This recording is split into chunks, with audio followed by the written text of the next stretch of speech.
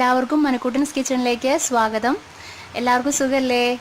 ഇന്നത്തെ നമ്മുടെ റെസിപ്പി ഒരു തക്കാളി കൊണ്ടുള്ള ഒരു ചെറിയൊരു ബിരിയാണിയാണ്. തക്കാളി ചോറെന്ന് പറയും, ടൊമാറ്റോ റൈസ് എന്ന് പറയും.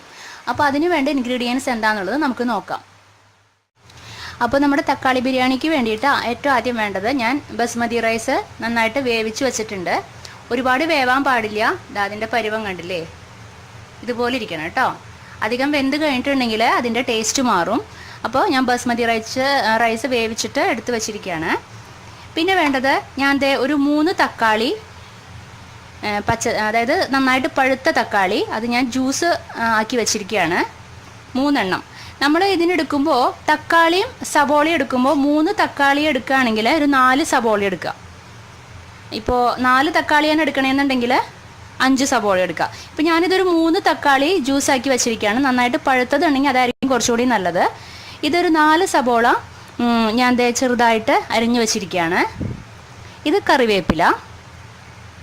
പിന്നെ ഇതെന്താണെന്ന് വെച്ചിട്ടുണ്ടെങ്കിൽ ഇഞ്ചി, വെളുത്തുള്ളി, പിന്നെ ഒരു 2 പച്ചമുളക്, പിന്നെ കറുവപ്പട്ട, ഇതെല്ലാം കൂടെ പേസ്റ്റ് ചെയ്ത് വെച്ചിരിക്കുകയാണ്. ഓക്കെ. പിന്നെ വേണ്ടത്, നമുക്ക് വറുത്തിടാനായിട്ട് കടുക് വേണം, പിന്നെ ഉഴുന്നുപരിപ്പ് വേണം, പിന്നെ ആവശ്യത്തിന് ഉപ്പ് വേണം. ഓക്കെ. പിന്നെ ഒരു മഞ്ഞൾപ്പൊടി, മുളക് പൊടി, പിന്നെ കറിവേപ്പില കണ്ടില്ലേ, പിന്നെ ആവശ്യത്തിന് കോക്കനട്ട് ഓയിൽ. ഇത്രയും സാധനങ്ങളാണ് നമുക്ക് ടൊമാറ്റോ റൈസ് അല്ലെങ്കിൽ തക്കാളി ബിരിയാണി, തക്കാളി ചോറ് ഉണ്ടാക്കാനായിട്ട് വേണ്ടുന്ന ഇൻഗ്രീഡിയൻസ്. ഇനി നമുക്ക് സ്റ്റാർട്ട് ചെയ്യാം. അപ്പോൾ ഞാൻ പാൻ അടുപ്പത്ത് വെച്ചിട്ടുണ്ട്, സ്റ്റൗവിൽ വെച്ചിട്ടുണ്ട്. പാൻ ചൂടാവുമ്പോൾ വെളിച്ചെണ്ണ ഒഴിക്കുക. വെളിച്ചെണ്ണ ചൂടാവുമ്പോൾ കടുക് ഇടുക. കടുക് നന്നായിട്ട് പൊട്ടി കഴിയുമ്പോൾ ഉഴുന്നുപരിപ്പ് ഇടുക. അത് കഴിഞ്ഞിട്ട് കറിവേപ്പില ആഡ് ചെയ്യുക. പിന്നെ നമ്മളിതാ ഇവിടെ വച്ചിരിക്കുന്ന പേസ്റ്റ്, കറുവപ്പട്ട, ഇഞ്ചി, വെളുത്തുള്ളി, പച്ചമുളകിൻ്റെ പേസ്റ്റ്, അത് ആഡ് ചെയ്യുക.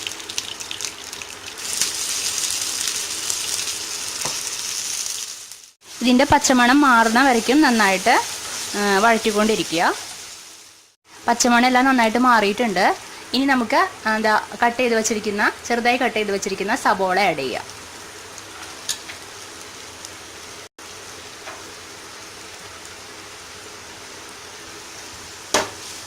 നന്നായിട്ട് മിക്സ് ചെയ്യുക. നമുക്ക് ഇതോടുകൂടി സോൾട്ട് ആഡ് ചെയ്ത് കൊടുക്കാം. നന്നായിട്ട് മിക്സ് ചെയ്യുക. കണ്ടില്ലേ, സവോള നന്നായിട്ട് വാടിയിട്ടുണ്ട്. നന്നായിട്ട് വാടണം കേട്ടോ. നന്നായിട്ട് ഒരു ബ്രൗൺ കളർ ആവണം.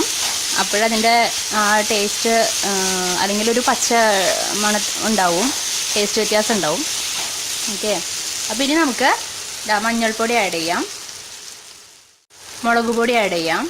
അതെല്ലാം നിങ്ങളുടെ ടേസ്റ്റിനനുസരിച്ചിട്ടാണ് കേട്ടോ. നന്നായിട്ട് മിക്സ് ചെയ്യുക. സിമ്മിലിട്ടിട്ട് ചെയ്യുമ്പോൾ മുളക് പൊടിയൊക്കെ ആഡ് ചെയ്യാന്ന് വെച്ചാൽ കരിയാൻ ചാൻസ് ഉണ്ട്. അതിൻ്റെ പേരിൽ സിമ്മിലിടുക, ഫ്ലെയിം. ഇനി നമുക്ക് ഇവിടെ ജ്യൂസാക്കി വെച്ചിട്ടില്ലേ 3 തക്കാളി, അത് ആഡ് ചെയ്യാം. നന്നായിട്ട് മിക്സ് ചെയ്ത് കൊടുക്കാം. ഇതും ഇതുപോലെ തന്നെ നന്നായിട്ട് കുറച്ച് ഫ്ലെയിം ഒന്ന് കൂട്ടിയിടുക.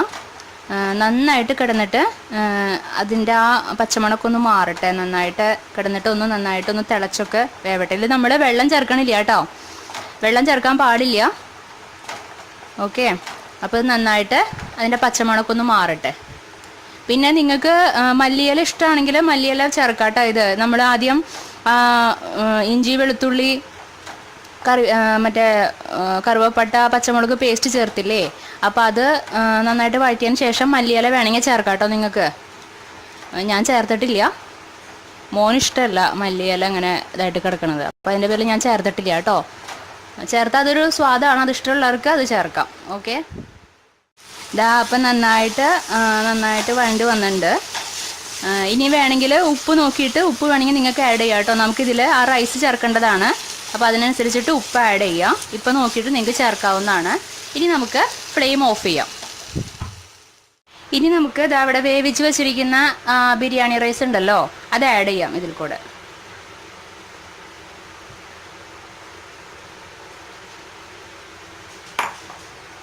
എന്നിട്ട് ഒന്ന് മിക്സ് ചെയ്ത് കൊടുക്കുക നന്നായിട്ട്. പതുക്കെ മിക്സ് ചെയ്യുക. അപ്പോൾ ഇതാ നമ്മുടെ ടൊമാറ്റോ റൈസ്, തക്കാളി ചോറ് അല്ലെങ്കിൽ തക്കാളി ബിരിയാണി റെഡി ആയിട്ടുണ്ട്. അപ്പോൾ അതും ഈ ചിപ്സൊക്കെ കൂടെ കഴിച്ച് കഴിഞ്ഞിട്ടുണ്ടെങ്കിൽ നല്ല ടേസ്റ്റിയാണ്. അപ്പോൾ നിങ്ങളെല്ലാവരും ട്രൈ ചെയ്യണം. എളുപ്പമല്ലേ ഇത് ഉണ്ടാക്കാനായിട്ട്. ഈ റെസിപ്പി നിങ്ങൾക്ക് ഇഷ്ടമായോ? ഇഷ്ടപ്പെട്ട് കഴിഞ്ഞിട്ടുണ്ടെങ്കിൽ ഈ വീഡിയോയ്ക്ക് ലൈക്ക് ചെയ്യാനും കമൻറ്റ് ചെയ്യാനും ഷെയർ ചെയ്യാനും ഒന്നും മറക്കരുത് കേട്ടോ. ആരെങ്കിലും സബ്സ്ക്രൈബ് ചെയ്യാത്തവരുണ്ടെങ്കിൽ ഈ വീഡിയോയ്ക്ക് താഴെ ചുവന്ന കളറിൽ സബ്സ്ക്രൈബ് എന്ന് പറഞ്ഞൊരു ഓപ്ഷൻ ഉണ്ടാവും. അത് ക്ലിക്ക് ചെയ്ത് സബ്സ്ക്രൈബ് ചെയ്ത് അടുത്തുള്ള ബെല്ലൈക്കണും കൂടെ ക്ലിക്ക് ചെയ്യാം. ഓക്കെ, അപ്പോൾ ഇനി അടുത്ത എപ്പിസോഡിൽ വേറൊരു വിഭവമായിട്ട് നമുക്ക് വീണ്ടും കണ്ടുമുട്ടാം. Okay, bye, thank U.